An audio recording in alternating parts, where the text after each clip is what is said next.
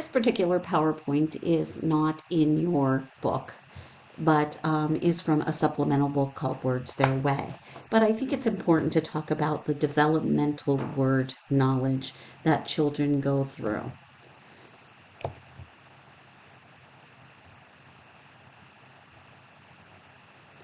So, how do children learn about words? Well, in preschool, usually they acquire word knowledge through their ears, through the auditory process, from the language that they're hearing around them every day. And they develop a speaking vocabulary through listening to and talking about everyday events, life experiences, and stories. It's pretty interesting to get involved in a conversation with a preschool child and pretty enlightening. And we certainly can build their knowledge during that time just through those little conversations that we have. But during this time, the kids are really starting to make sense of the world as they're using their language to describe what's going on, to negotiate what's happening in their lives.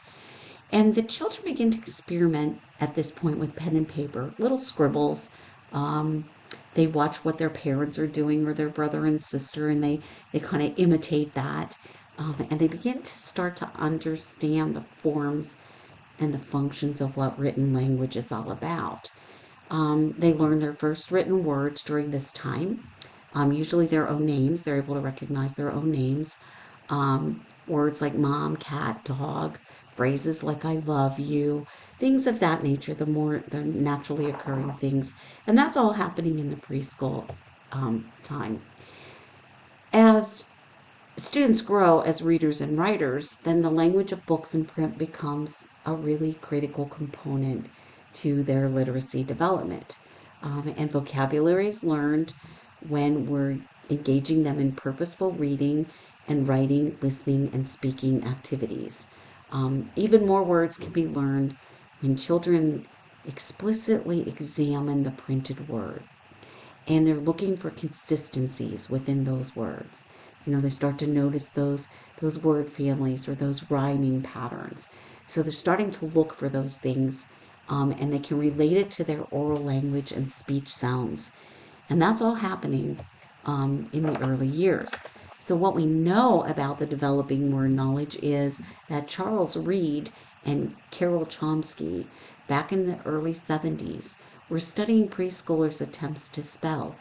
And they're the ones who sort of looked at this notion of invented spelling. And what invented spelling is based on the idea that children could write before they even had formal reading instruction. So they're starting to inventively spell. That their attempts weren't just random collection of letters. Rather, they gave us an idea of where the children are in developing word knowledge. So these inventions or this invented spelling seem to reveal a really systematic logic to the way that some of our preschoolers select letters to represent particular speech sounds.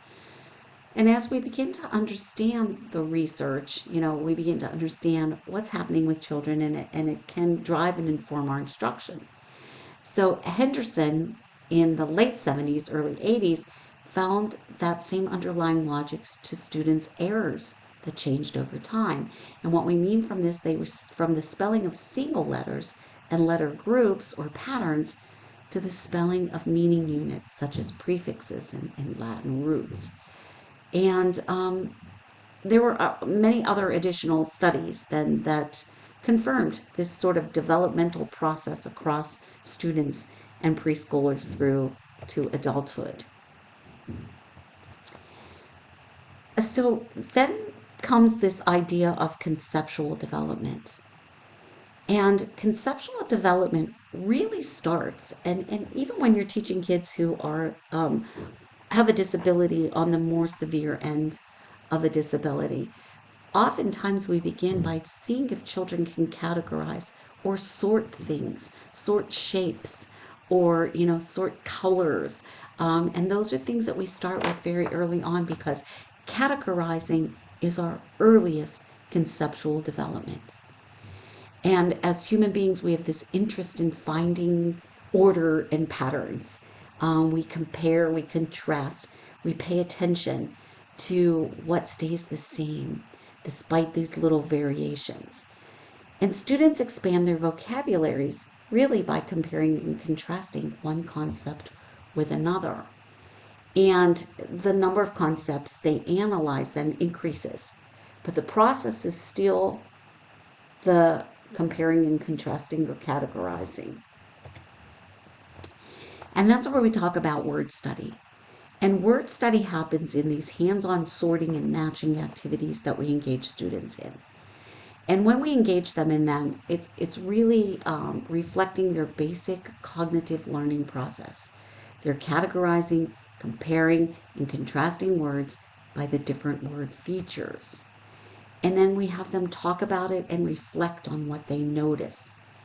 So we want teachers to engage students in these very focused contrasts, such as categorizing words, whether they have or they don't have a silent E at the end of the word. And this helps students then begin to discover that consistent spelling pattern. So why do we do word study? Well, because if we want to become fully literate, we have to depend on the quality of what goes on in somebody's head, right? The mental representations of words in their lexicon. Think of it as their dictionary in their head, right?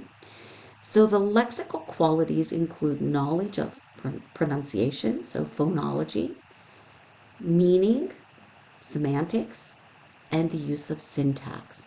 So if we go back to our very first PowerPoint, remember how we talked about how important those language components are. It's incredibly important to become literate. So those are the qualities. Those are all going on in our little head. So the term word study really refers to teaching spelling and how it merges with pronunciation, meaning, and use. So not separating out spelling as something in and of itself, but how it relates to words, vocabulary, reading. Through those informed analyses or these word studies that we engage children in, we look at students' spelling attempts. And we can differentiate and provide important and timely instruction in phonics, spelling, and vocabulary. And this is really essential to move students forward in their reading process. So word study is incredibly important. And why is it important? How do we do it? Well, we should be embedding that within purposeful reading and writing.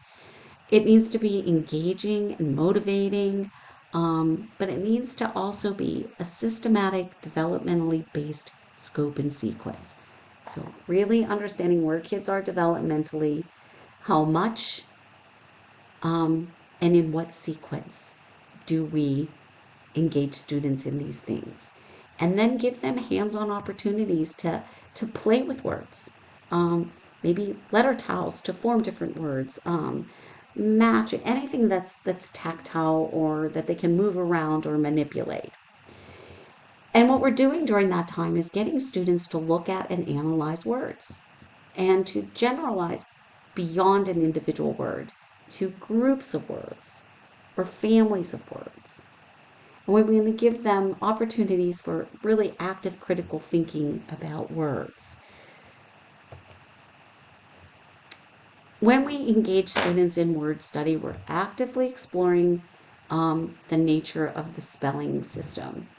We're also developing a general knowledge of the regularities that we see, the patterns that we see, and the conventions that we need to be able to read and spell. We also are helping students develop specific knowledge of the spellings, meanings, and use of individual words as students engage in word study. So some things that we think about when we think about the purpose of word study. First is general word knowledge. We want to engage them so that when we encounter a new word, when we don't know how to spell a new word, or when we don't know the meaning of a specific word, we're helping give them that general knowledge to be able to do that. We're also looking to help them better their knowledge of the system. The better we are at decoding unfamiliar words or spelling correctly or guessing the meaning of words, the better readers we're going to become. But we're also looking at specific word knowledge. So when we look at the specific word knowledge, we're really enabling students to remember the correct spelling and meaning of individual words. And it's what we use when we encounter a new word, when we don't know how to spell a word, or when we do not know the meaning of a specific word. We're going to pull from some of these things that we learned in our word studies. Okay. So only specific knowledge helps us spell it correctly. So think about this: which and which. So we have to have specific knowledge of those two words when they're used, but they sound exactly the same, right? Spelled completely different, have totally different meanings.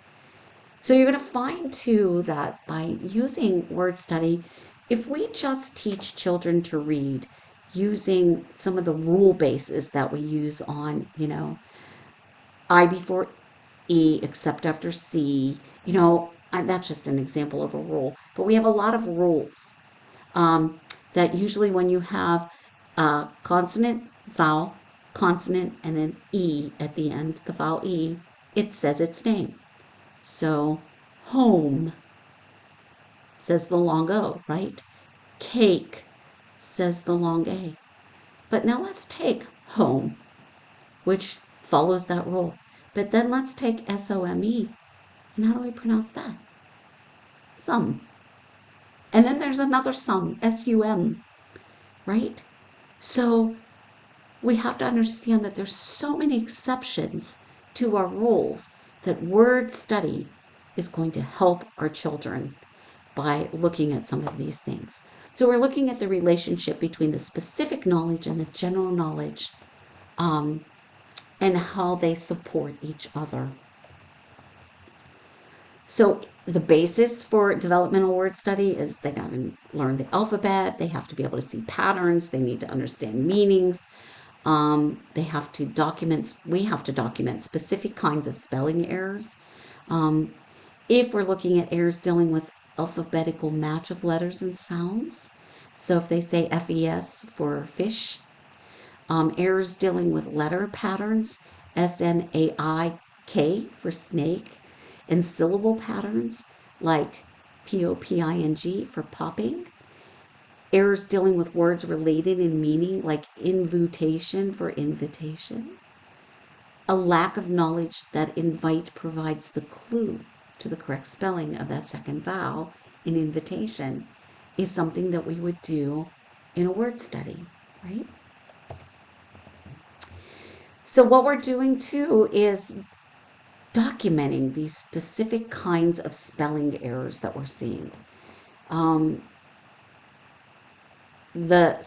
These same cluster types of errors have been observed among students with learning disabilities and dyslexia, students who speak a variant, and students who are learning to read in different alphabetic languages. So some of our ELL kids.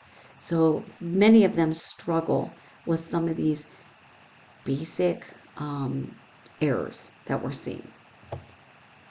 So word study then is, if we look at sort of this developmental word study instruction, we look at alphabet, pattern, and then meaning. And this is how we build into our word study. So word study also builds on the history of English spelling, so that's where this all came from. Each of the three layers of the English spelling system is built on the other. So you have the straightforward alphabetic base of Old English, added the more abstract letter patterns in Middle English, and then added Greek and Latin meanings such as prefixes and suffixes and root words in modern English. So this is where this all came from, right? So let's look at this alphabetic layer. Remember, let's go back a little bit. Alphabet, pattern, meaning. So in the alphabetic layer, which is the very first letter or the basis, the foundation, what we're doing here is we're looking at our spelling system. It's alphabetic. It represents the relationship between letters and sounds. And we can match letters, sometimes singly, sometimes in pairs, to sounds from left to right and create words, right? So think about how we can manipulate that. Having only a basic knowledge of the alphabet and letter sounds, beginning spellers of all backgrounds use that knowledge, that alphabet knowledge, literally. So they're going to take that little bit of alphabetic knowledge that they have to begin to write and spell words. They rely on the sound embedded in the names of letters. Okay. This strategy works well for consonants when the names do contain the correct corresponding speech sound. It works less well for letters that have more than one sound, such as C, right? So C can sound like a S and can also sound like K, K, like a K. So it doesn't work for all consonants with names that don't contain their corresponding speech sound. W. But W sounds like W. But we say W, Y, Y, and H. So you're starting to see now the complexity involved in teaching kids to read and write. Short vowel sounds are particularly problematic for young spellers because there's no single letter that says the short vowel sound, right? So let's take a look at this video. Hopefully it'll open up for us. Why is English spelling so weird? It starts back around the year 600 AD, when Christian missionaries arrived in England with their Roman alphabet. They found the Anglo-Saxons, who spoke a Germanic language with different kinds of sounds like th and ch that Latin didn't have. So scribes came up with their own ways to write them. Over a long time, everyone finally settled on the GH for the ch. But there's no ch in thought anymore. The pronunciation changed. Over hundreds of years, ch turned to f in words like cough and enough, or disappeared entirely in words like though or thought. As those changes were getting underway, the printing press was invented, and that was great for the spread of written English. But unfortunately, it was also great for the spread of the spellings that printers had decided on before the pronunciation changes already in progress were complete. Other pronunciation changes that happened over this time period were the loss of certain sounds at the beginning of words, and an almost complete overhaul of the entire vowel system of English, known as the Great Vowel Shift. As if that wasn't complicated enough, the French-speaking Normans had taken over in 1066, and French was the language of educated culture, courts, and universities in England for a few hundred years. Those years left their mark on English vocabulary and spelling. So, for the most part, the answer to why do we spell it that way is either because we used to pronounce it that way, or because that's how they did it in French. But sometimes we can't blame either of those things. In the late 1500s, English spelling had stabilized well enough, but some Renaissance scholars who were all fired up about classical Latin and Greek decided not to leave well enough alone. They thought the glory of the ancient world should be better reflected in the current one. They decided words like receipt, salmon, indict, and debt needed to put their Latin roots on better display. So they purposely added letters that no one had ever pronounced in English. They also found ways to connect words to their Greek roots and give them a fancier, classical look to replace homelier but more sensible spellings. And sometimes the classical craze went a little too far. The word island, for example, came from an Old English word iglund. It didn't come from Latin at all. And people were happily pronouncing it and writing it as island, until someone picked up an S from the Latin insula and stuck it where it was never meant to be. Finally, we have a whole bunch of words that we simply borrowed from other languages as is, including another later wave of French words that we left in their original spellings. English loves to borrow from everywhere. Sometimes we borrow from languages that bring their own silent letters and spelling issues, and they then become our spelling issues too. And sometimes we borrow the same word from two different places. That's what happened with kernel. We borrowed it from French, along with a lot of other military vocabulary in the 1500s. Back then, they said it and spelled it as coronel. Later, English scholars started translating old Italian military treatises where it was colonnello. Time goes by, and wouldn't you know it, people are spelling it the Italian way and pronouncing it the French way. Meanwhile, the French switched over to colonel in spelling and pronunciation. How boring is that? So there's a lot of blame to go around for the spelling situation we find ourselves in. You might not find any comfort in that the next time English sneaks up on you with another crazy spelling prank. But try not to get too mad at English. It's not an arbitrary meanie. It's just a victim of a complicated history.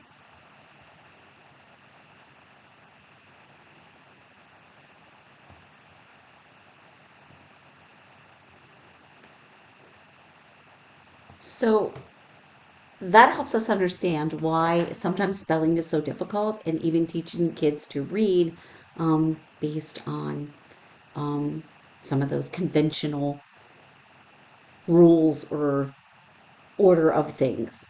And so, again, word study is really, really important. The next layer is the pattern layer, and this pattern layer overlays that alphabetic layer. Think about this. There are 42 to 44 sounds in English, but only 26 letters in the alphabet. So many of our letters, or combinations of letters, have different sounds, right? So single sounds are sometimes spelled with more than one letter, or are affected by other letters that don't stand for any sounds themselves. So when we look beyond that single letter to sound matchups and search for patterns that guides that grouping of letters, we can find surprising consistencies, and that's what we're doing in word study. When you have a pair of vowels in a single syllable, this letter grouping that we have forms a pattern that oftentimes will indicate a long vowel. So AI pattern, or the consonant vowel, vowel consonant, CVVC pattern. One of the really high frequency long vowel patterns that we see. So AI, EA, think about those and the long vowel sounds that they tend to create when we pair those two vowels together in those CVVC, consonant vowel, vowel consonant words. So helping kids see those patterns. The final layer is the meaning layer. And in the meaning layer, which is the third layer of English orthography, or orthography, which is the writing of letters to form words, is this meaning layer.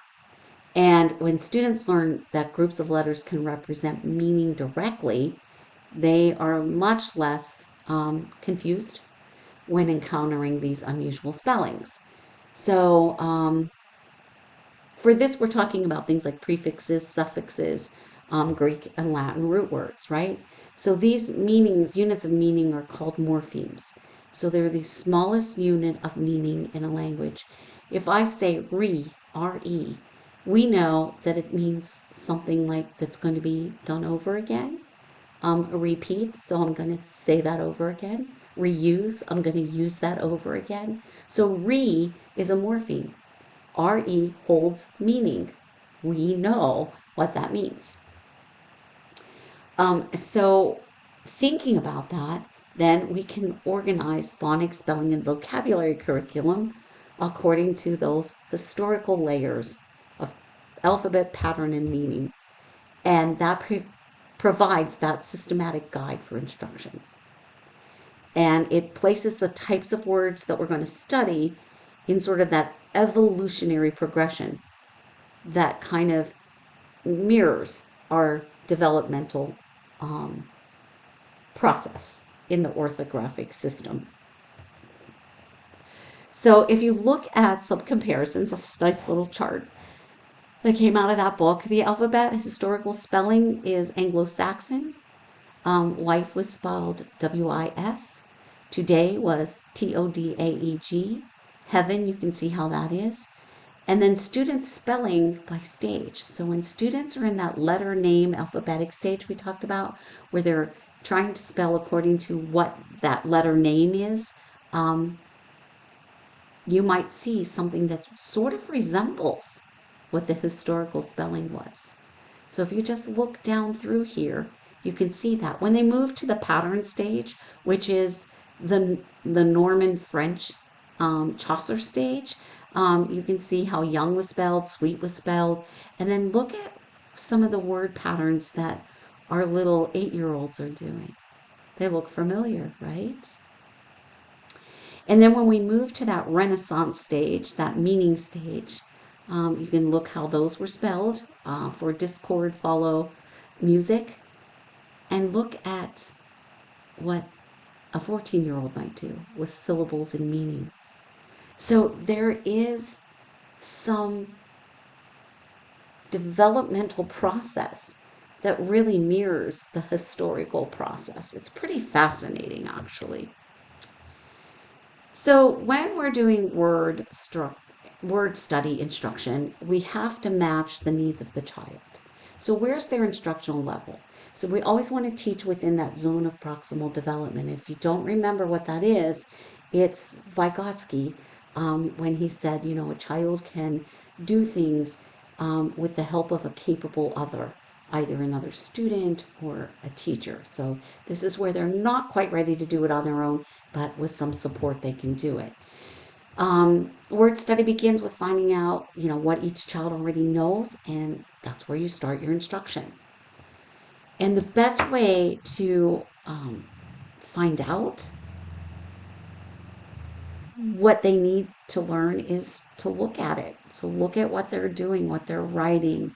Um, and one of the best ways to determine the instructional level is the way they spell their words. So that's going to tell you kind of where they are in their developmental process. So if we interpret what students do, then we as educators can target a specific student's level, instructional level, and plan our words in study instruction. And I always think of these activities as being really good in tier 2 and tier 3 interventions, where you have this time to sit down and you've got the child and you're playing with words in those stages. So let's look at the stages of spelling development. And I know we're talking about reading, but as you should be now beginning to see, spelling and reading are pretty intertwined because it's the way kids are making sense of words through the way they're spelling them and the way they're visually seeing them. Remember, we have to see the words. Remember the magic of reading, how he wrote those words down and the Native Americans were like astounded that you could see words. So this is intertwined, and this is why I'm including that in this process as well. So spelling and reading stages. So if we look at that idea of alphabet pattern and meaning, we can look at the emergence stage of spelling and the emergence stage of reading, and that's pre-K to K. Letter name, alphabetic stage, and beginning reading go together. Within word pattern stage and transitional reading go together. Syllables and affix stage is our intermediate reading level, and derivational relations is our advanced reading level. So in the emergence stage, this is where we see writing efforts of children who are not yet reading. They've not been exposed to any formal reading instruction. It's usually in that age range from 2 to 5 years, although anyone not yet reading could fit in this stage of development. So you might have a second grader in this stage of development as well. Emergent writing can range from random marks to really legitimate letters that maybe bear some relationship to sound. Most of the emergent stage is pre-phonetic, which means there is little, if any, direct relationship between the character that the child writes on the page and a speech sound. So, for example, here's some emergent writing. For the first one, Haley's pictures of birdies, to using something that looks like scribbles separate from the picture. So she has some things that look like she's scribbling something in here. Okay. Here we have something that looks like scribbles right here, separate from the picture where the child labeled his drawing. Okay. Even these could potentially be a labeling that they're doing. And then here This child is actually using some letters to represent some words. Um, and so you can see that here, where we think she was writing Jasmine. Okay, so that's an example. In the letter name alphabetic stage, this is the period when students are first formally taught to read. It usually happens during kindergarten and early first grade. Um, at this point, most letter name alphabetic spellers are between the ages of 4 and 7. And at this stage, letter name is the student's predominant approach to spelling. That means that they use the names of the letters as cues to the sounds. Okay, so T makes that T sound. Okay, um, here we have Ellie's note to her sister Meg. When are you coming? So when are you coming? Reminds me of how we now write in text. So our text writing that we do. Letter name alphabetic spelling in Matt's informational writing about bears. Bears have sharp teeth and bears eat meat. The within word pattern stage. Students can read and spell a lot of words at this point in time. They have automatic knowledge of letter sounds and some short vowel patterns. This happens when children are transitioning to independent reading, usually by the end of first grade. It expands throughout second and third grade and into fourth grade. So the children are in the age range of 6 to 9. During this orthographic development stage, it lasts longer than the letter name stage. So they're in this stage a little longer. It begins when the students may move away from the linear sound by sound approach to the letter name alphabetic spellers and beginning to include some of those patterns or chunks of letters and sequences that we see. Kim's writing is here an early within word pattern spelling. Okay, this is about Kim's soccer game. My team won the soccer game. I was the ball girl. We had to use, I'm not even sure what she's saying there. Goal. We had to use cones for the goal. It should be every time the ball went downhill, I had to throw them another ball. Then we move into the syllables and affixes stage, and this is usually middle to upper elementary school when students are at this point in time expected to spell words of more than one syllable. This is a new point in word study when students are now considering things like spelling patterns with syllables and meaning units, so those morphemes such as affixes and base words. A base word's a word to which you can add a prefix or a suffix. So students in the fourth stage are most often between 8 and 12, though many adults can also be found in this stage. So during this time, they're exploring the spelling of affixes that affect the meaning of words. For example, disloyal for disloyal and careful for careful. So this is where they're at in that stage. So here we're looking at syllables and affixes spelling. And this is Xavier talking about his summer adventures. Okay, Xavier's fourth grade. He spelled most one syllable short and long vowel sounds correctly. Went, wet, west, drove, last. Many of his errors are in two syllable words and usually where the syllables and affixes meet. He doesn't know the conventions for preserving vowel sounds when adding them. He spelled stopped as S-T-O-P-E-D and hiking is H-I-K-E-I-N-G. So some of those rules. And final syllables often give students difficulty because the vowel sound is not clear. We went out west last summer. We drove a little camper bus. We stopped in a lot of national parks and went hiking in the mountains. It was really cool. So you can see how their writing is developing. In the derivational relation stage, they might move into this as early as grades 4 or 5, but most of this are found in middle school, high school, college. So during this stage, it's really looking at the relations, because this is when students really start to examine things in depth and how words were derived from base words and word roots.